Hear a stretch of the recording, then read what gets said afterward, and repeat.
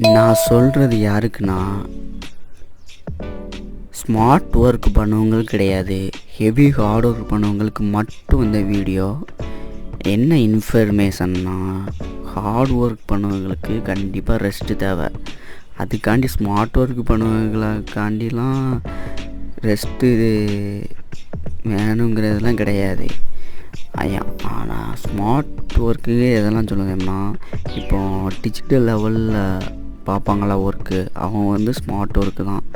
ஏன்னா கம்ப்யூட்டரில் டைப் பண்ணுறது மேபி இருக்கலாம் கஷ்டமானது, ஆனால் உடம்பு வச்சு வேலைக்கு செய்கிறது வந்து ரெஸ்ட்டு வந்து ரொம்ப முக்கியமானது.